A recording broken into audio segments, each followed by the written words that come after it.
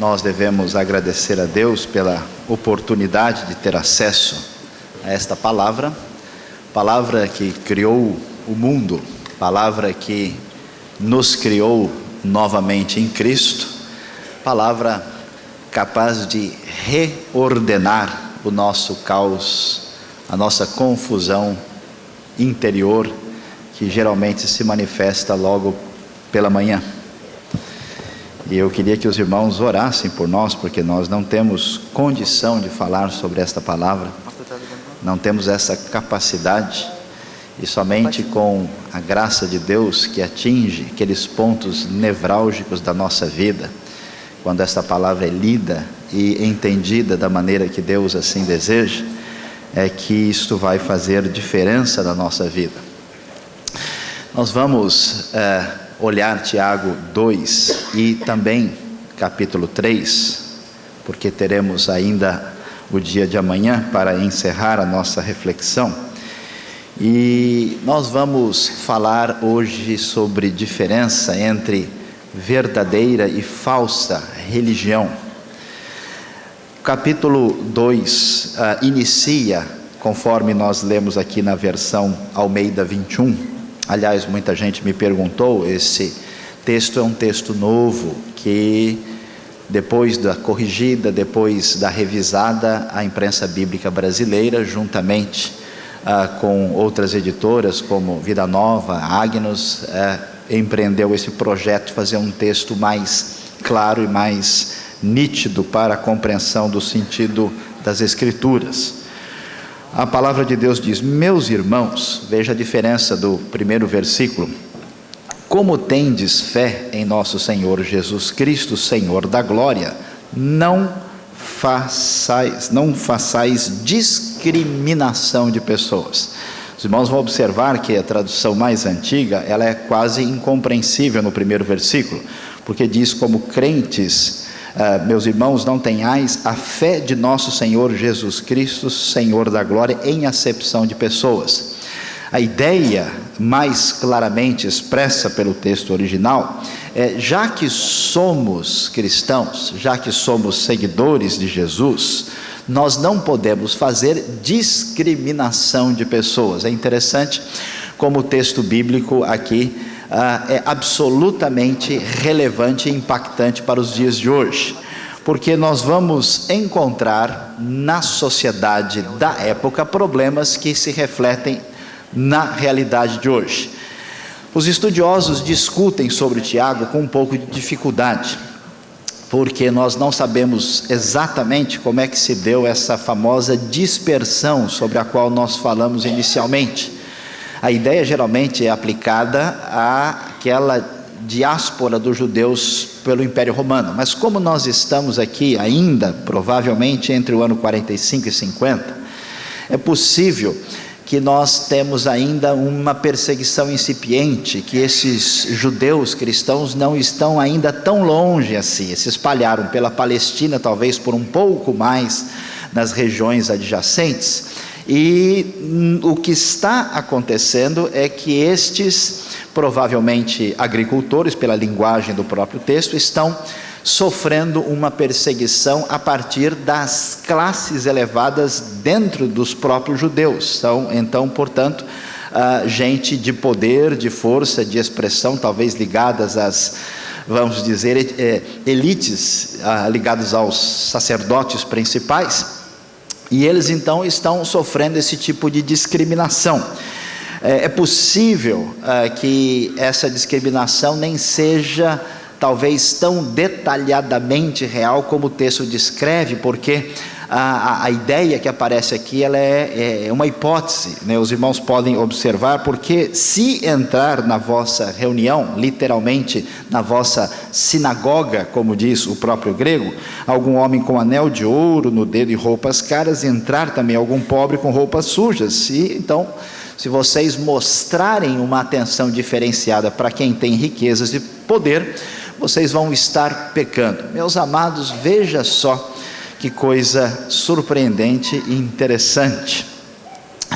Nós descobrimos que na época da modernidade, o grande interesse da comunidade evangélica cristã, incluindo os batistas no mundo, era manifestar uma apologética sobre a razoabilidade da fé. A ideia é mostrar como, por exemplo, a gente observa na apologética popular de um homem como Josh McDowell, que tenta mostrar que faz sentido a fé cristã, que Jesus ressuscitou e que todos os argumentos em favor da historicidade e da razoabilidade do cristianismo fazem sentido. O grande problema é que nós entramos numa nova época, num novo cenário da humanidade, em que essas coisas acabam tendo um sentido naftalínico, elas não têm mais força de impacto no homem contemporâneo, pelo menos muito pouco.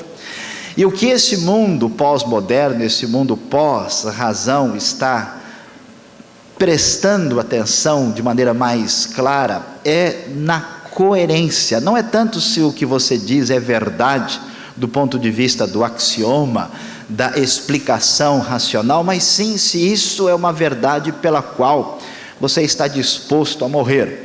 Grande parte desse nosso cenário é bastante filho de Kierkegaard, e certamente vão entender que uma coisa faz sentido e chama atenção se é uma verdade profundamente existencial, uma verdade que na nossa vida tem sentido de coerência. E é interessante como a Bíblia é um livro impressionante, extraordinário, como ela consegue transitar nas diversas facetas aí da realidade do pensamento humano, da história da filosofia ocidental, tendo impacto e força de constrangimento e de apelo em toda e qualquer época, inclusive em cenários distintos do pensamento humano. E é interessante como o texto então chama a atenção sobre a coerência do comportamento de quem serve a Cristo e se diz cristão. O que está em jogo nesta perseguição, neste sofrimento, neste perigo de tentação e neste perigo que nós vimos aí de ser provado e não passar no teste? O problema é manter-se cristão com a absoluta obediência a Deus. Essa obediência se manifesta tanto na nossa relação com Deus, como na relação com o próximo. Esse eixo horizontal e vertical deve ser verdade. E uma das provas de que realmente cremos em Deus, de que realmente o cristianismo está fazendo sentido, é se nós não tratamos as pessoas de maneira diferente por causa daquilo que elas representam. O ensimesmamento humano, a construção de uma monstruosidade egocêntrica faz de nós dependentes de aquilo que o Sr. Francis Bacon veio a chamar do ídolo da tribo. Se a pessoa se parece comigo, se a pessoa tem as mesmas referências étnicas, sociais, geográficas, regionais, então eu estabeleço uma espécie de parceria perversa com ela, numa oposição àquilo que é heterogêneo, aquilo que é distinto e diferente. E daí nós vemos um mundo interessante. Nosso mundo clama por liberdade, por democracia, por valores e direitos humanos, mas é um mundo extremamente assustador, porque toda a dinâmica, por exemplo, da linguagem, das propagandas, dessa força desse capitalismo neoliberal, está sempre sugerindo que a pessoa que compra um tal produto, ou que se identifica com um determinado item do mercado, é uma pessoa diferente, substancialmente superior aos demais, que não têm acesso ao fetiche da mercadoria. Meus amados irmãos, tudo isso é uma grande bobagem. Certamente nós, no Brasil, talvez um dos melhores países do mundo em termos de tolerância, de convivência com pessoas de panos de fundo distintos, certamente devemos ouvir com muita atenção o perigo que está aqui, quando nós agimos de uma forma a dar uma atenção especial a uma pessoa que é de alguma forma relevante na sociedade. Se o sujeito é feio, é pobre e mora longe, a gente diz: Deus abençoe, vou estar orando por você. Meus amados, nós não podemos agir dessa maneira.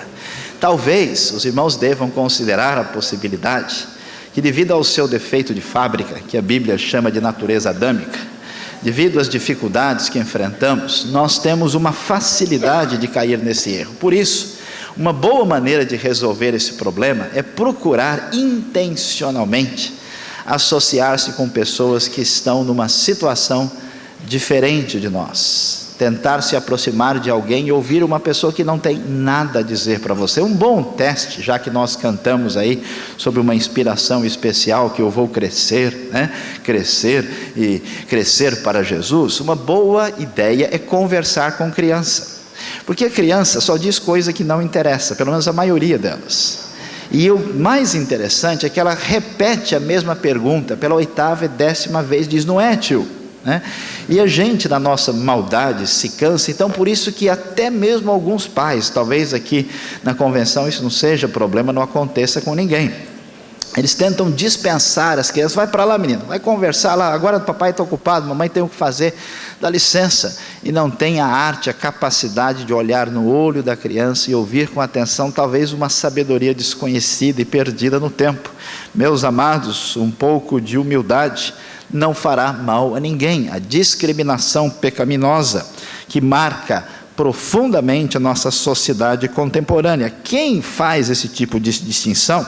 Diz o texto aqui que se tornou juiz baseado em padrões malignos. A palavra maligno assusta a gente já pensa, né? Logo o sujeito responde: está amarrado. Pois é, às vezes tem um pensamento maligno amarrado na sua conduta, e você deve prestar atenção, porque a palavra de Deus se levanta contra essa incoerência de procedimento.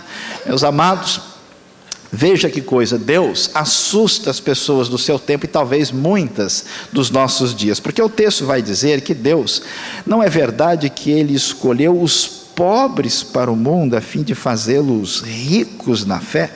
Mas vós desonrais os pobres e bajulais os ricos que oprimem. Eles estavam sofrendo na mão desses ímpios que acabavam prejudicando eles, e mesmo assim estavam tratando como muita gente faz com políticos. É interessante, eu nunca entendi isso. Talvez por causa da idade, daqui mais uns anos vou conseguir. As pessoas estão sempre falando coisas sobre os políticos que não convém repetir, mas depois, quando encontram, dão aquele abraço e fazem coisas assim absolutamente inexplicáveis, um verdadeiro paradoxo da conduta humana. Mas, meus amados, o texto da palavra de Deus vai dizer: olha, preste atenção, Deus escolheu os pobres. E alguém está pensando: escuta, pastor Saião, como é que é essa história de Deus escolher os pobres? Que negócio é esse? Bom, em primeiro lugar, é verdade que na teologia de Lucas, a gente vai ver em grande parte do Antigo Testamento, algo que incomoda grande parte da sociedade, é que parece que Deus resolve assim agir de uma forma inesperada. Em vez de agir por meio dos caminhos respeitáveis perante a arrogância humana, Deus escolhe as pessoas em quem a gente não acredita muito. Deus vai agir por meio de pessoas como Jacó, como Davi, como Raabe. E portanto é verdade que há uma espécie de elogio da pobreza. Mas o problema é que essa palavra pobre, o famoso ebion do Antigo Testamento, o ptorros do Novo, não são palavras que podem ser devidamente entendidas a partir de categorias sociológicas do século 19 e 20. Interessante que você vai ver o salmo ligado ao próprio rei Davi dizendo: eu sou pobre e necessitado. Meus queridos, eu já vi muito pobre riquíssimo, de procedimento estranho, e já vi muito rico com um bom espírito de pobre no sentido bíblico da palavra. O verdadeiro pobre é a pessoa que de fato abre mão de tudo e se coloca na dependência de Deus. É a pessoa que comprou a pérola de grande valor, que entendeu no coração que se ele tiver um Audi 0 km, na verdade ele não vai ser mais feliz. Que entendeu que a razão de ser da vida está em servir a Deus e ao próximo e ao semelhante, e não ter uma relação de significado ligado aos valores transitórios que temos diante de nós. O pobre, portanto, vai além. Geralmente o pobre é porque as circunstâncias negativas da vida, as tribulações, as provações, as coisas que o nosso querido Papai do Céu nos envia de vez em sempre para o nosso bom comportamento, Essas coisas é que nos ajudam a trilhar um caminho mais adequado em nossa vida. Então, por incrível que pareça, exatamente no momento da crise, no momento em que o nosso alicerce inadequado não consegue mais sustentar as nossas posturas absolutamente fora de lugar, no momento da pobreza, da crise, da insuficiência manifesta, é que temos às vezes a oportunidade para deixar a luz do céu entrar, invadir o nosso mundo confuso para colocar ordem e uma bem-aventurança celestial em nossas vidas. Portanto, vamos prestar atenção a esta realidade, até porque vai dizer o texto que essa discriminação é coisa séria. É interessante como nós consideramos alguns pecados sérios que para Deus não são qualificados como tão sérios assim, e outros talvez a gente coloca numa situação diferente. O texto vai nos dizer com bastante clareza aqui. Nós vamos encontrar no verso 8, todavia fazeis bem se estáis obedecendo a lei real segundo a escritura que diz, amarás o teu próximo como a ti mesmo, uma citação de Levítico 19, o contexto é absolutamente judaico, pois qualquer que guardar toda a lei, um versículo muito querido daqueles que estudam a doutrina da justificação, mas tropeça em um só ponto, torna-se culpado de todos, porque o mesmo que disse, não adulterarás, também disse, não matarás, se não cometes adultério, mas és homicida, tornas a ti mesmo transgressor da lei. Falai e procedei como quem há de ser julgado pela lei da liberdade. Qual é o argumento de Tiago, queridos irmãos? Que fazer a discriminação, estar alicerçado nesse ensimesmamento perigoso, fazendo essa separação perversa e pecaminosa contra as outras pessoas, é tão sério como adulterar e matar.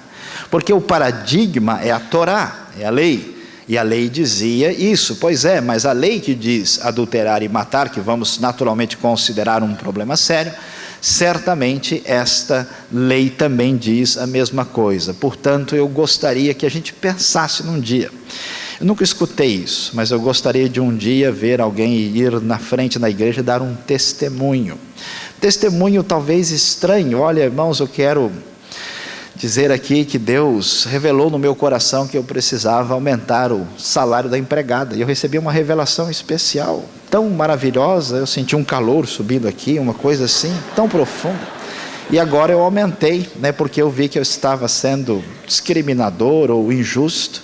Meus amados, nosso país é um dos países mais injustos do mundo, onde 90% da população não tem a quem reclamar, e 10% não tem de que reclamar. Alguma coisa nós precisamos pensar em fazer nesse processo tão perverso que vem desde os tempos coloniais. E é interessante que há uma maneira de fazer discriminação. Os irmãos que são especialistas no assunto aqui talvez me ajudem, porque eu sou mau e tenho problemas com isso. E a grande dificuldade é que para justificar a nossa discriminação nós damos razões, mas também ele é vagabundo, não presta, eu sabia, mas também o sujeito é mau caráter. Nós só queremos ajudar pessoas lindas, maravilhosas, de preferências com PhD, esses sim merecem ser auxiliados, esses têm razão de ser. Então nós, ao tentar reforçar a nossa fragilidade, nós tentamos aqui a reagir com pensamentos de julgamento perversos, e este problema sério se manifesta de uma forma perigosa, porque isso está contra a essência do Evangelho. Meus amados, a essência do Evangelho foi o que nós cantamos agora, que ainda que o mar todo fosse tinta e o céu fosse papel, que se fosse possível, não seria possível descrever o amor de Deus. Que coisa extraordinária! Pois é, se Deus nos trata assim, como é que a gente pode abrir mão de uma coisa tão especial como a misericórdia? Por isso, olha só que legal, olha que extraordinário, verso 13 de Tiago vai dizer: o juízo será sem misericórdia. Para quem não usou de misericórdia, a misericórdia triunfa sobre o juízo. É interessante como nós justificamos a nossa postura dura. Eu fico impressionado com pessoas exageradamente negativas e duras demais para com os outros. O problema não é que Deus está anotando numa agenda para pegar o sujeito na esquina mais tarde. Deus não é uma espécie de zagueiro argentino que entra por trás, né?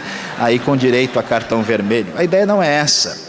Deus é muito bondoso, e o problema é que essa atitude de crítica ácida, de postura perversa, revela um estado doente do coração. Meus queridos, quando foi a última vez que a misericórdia da graça bendita de Deus se manifestou em nosso coração? Precisamos dar atenção a esse aspecto. Pois é, como o assunto é obediência, como o assunto é coerência com a fé cristã, então a questão, além da discriminação que envolve essa relação com o próximo, o texto de Tiago vai caminhar para a famosa discussão do que é fé de verdade. E assim o texto vai nos dizer, a partir aqui do verso de número 14: meus irmãos, que vantagem há, ou seja, que bem estáis fazendo, se alguém disser que tem fé e não tiver obras, essa fé poderá salvá-lo?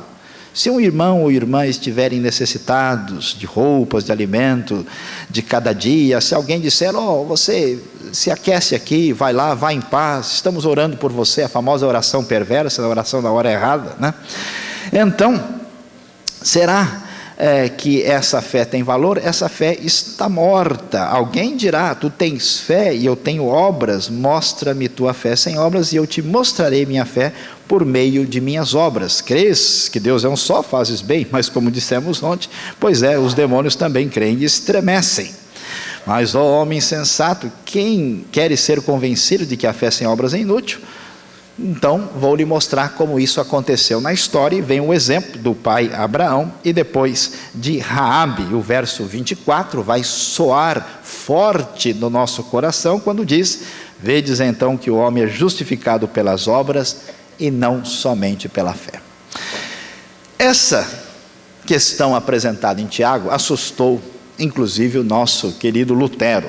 Muita gente até hoje, quando lê esse texto, fica um pouco assim preocupado, né? E mais ou menos que se afasta. Será que temos aqui um desafio à doutrina da justificação pela fé? Até porque Romanos 3:28 vai dizer, concluímos que o homem é justificado pela fé, independentemente das obras da lei. Como é que essas coisas se equacionam? Meus queridos, não há nenhum problema, na verdade. O que Romanos está dizendo é que a fé nos justifica sem a necessária obediência à lei do Antigo Testamento.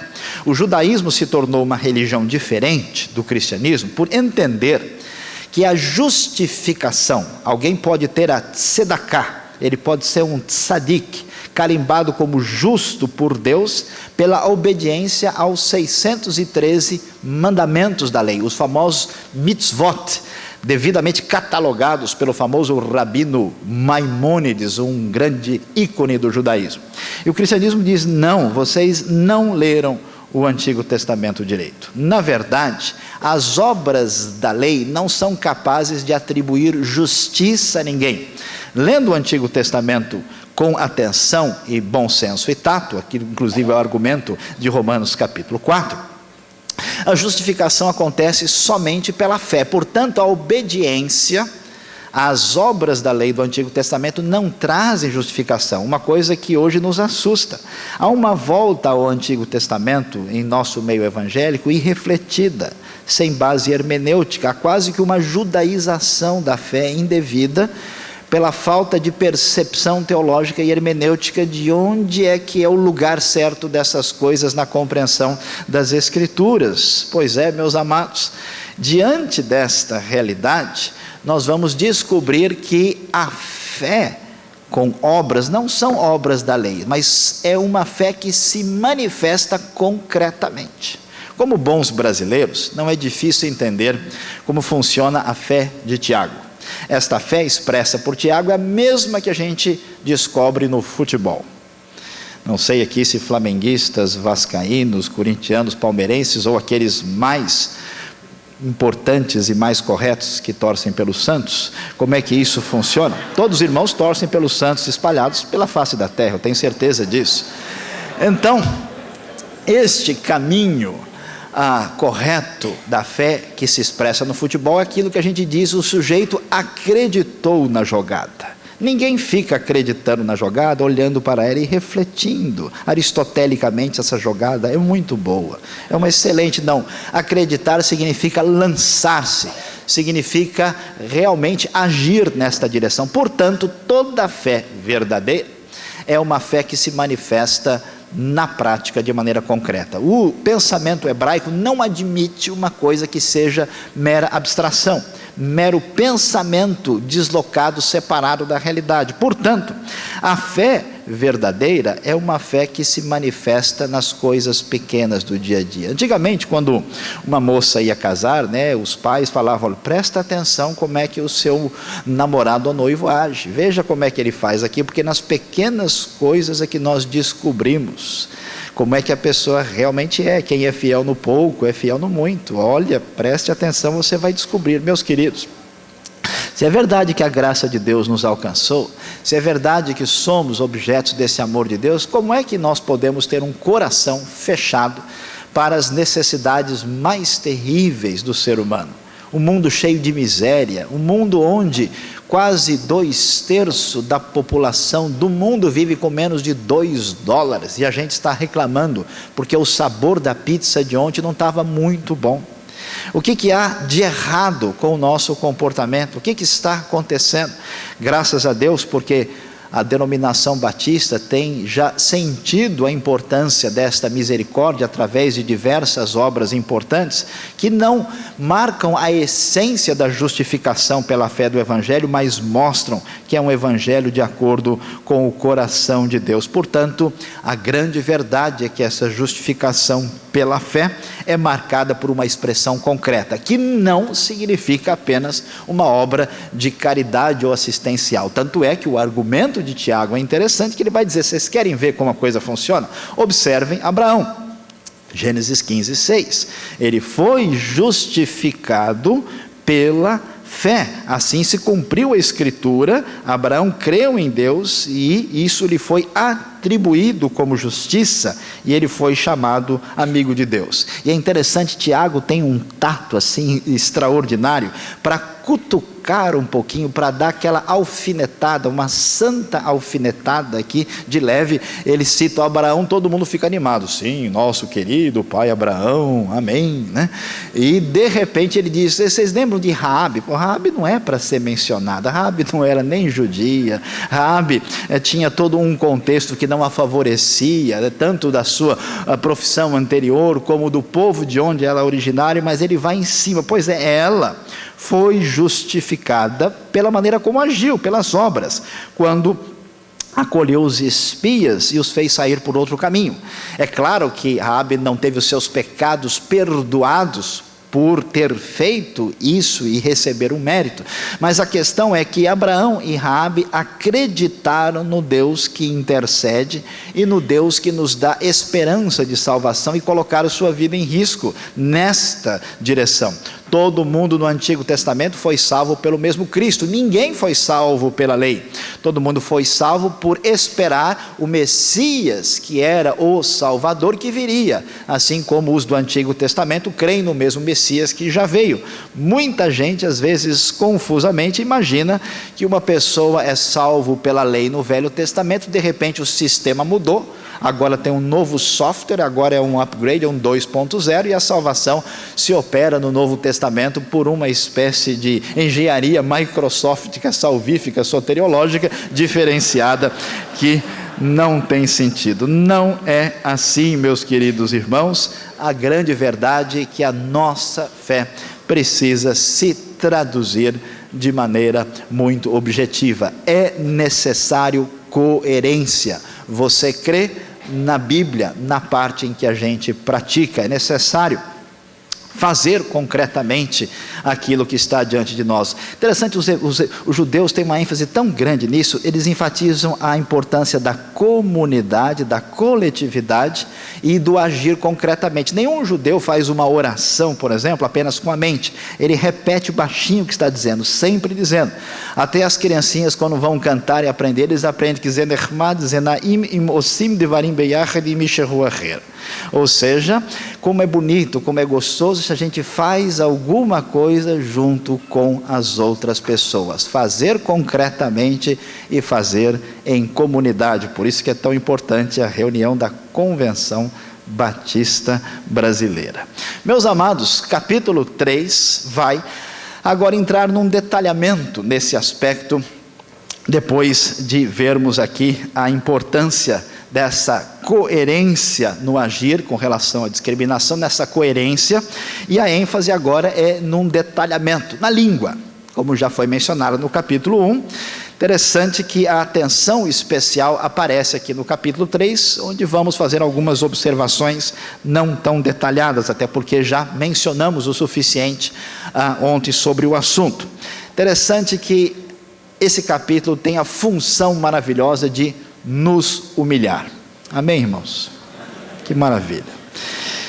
E é interessante que o grande problema da discriminação é se sentir importante e capacitado. E ele começa já direto dizendo: olha pessoal, vocês que se acham mestres, irmãos, orem por mim que estou correndo muito perigo aqui, não sei se eu tenho condições de falar para os irmãos. Vocês devem saber que o julgamento que cai sobre vocês é mais severo, é mais duro. Então preste atenção como a coisa é complicada. E onde é que está o nosso verdadeiro calcanhar de Aquiles? É que todos nós tropeçamos em muitas coisas. Todos nós falamos de maneira indevida, às vezes erramos por não falar quando devíamos, e falamos de modo equivocado em outras ocasiões. E aí vem uma ironia interessante. E é bonito ver Tiago, o século XX, especialmente a partir dos anos 60, celebrou a manifestação do pensamento existencialista secular, que hoje nós estamos vendo os frutos desse resultado nessa sociedade sem direção. E esse pensamento dizia o seguinte: olha, a vida é marcada por profundas contradições e complicações sem saída. A obra de Luigi Pirandello, por exemplo, mostrou isso, a obra de Jean-Paul Sartre, famosa A Peste, de Albert Camus, e até um filme interessante, que vale a pena ser visto, que é a obra de um sueco que ganhou o prêmio Nobel nos anos 50, o senhor Per Lagerkvist, um filme chamado Barrabás, cuja protagonista é o próprio Anthony Quinn. É um filme interessantíssimo, porque mostra Barrabás tentando crer em Cristo sem conseguir, mostrando a contraditoriedade do ser humano sem saída pelas confusões da vida. E Tiago 3, mais ou menos, apresenta esse dilema, essa dor terrível. Olha que coisa, o ser humano vai à lua, ele constrói isso, faz barcos, faz de tudo, grandes invenções de natureza tecnológica, faz coisas extraordinárias e não consegue nem falar direito. Temos que voltar para o jardim da infância, gugu, dadá, babá, para aprender a falar, porque está difícil, está complicado. A maneira de falar é terrível. A língua é um fogo que incendeia, que destrói o mundo de maldade, contamina o corpo. Não sei se o irmão está com o corpo contaminado essa manhã por causa da sua língua.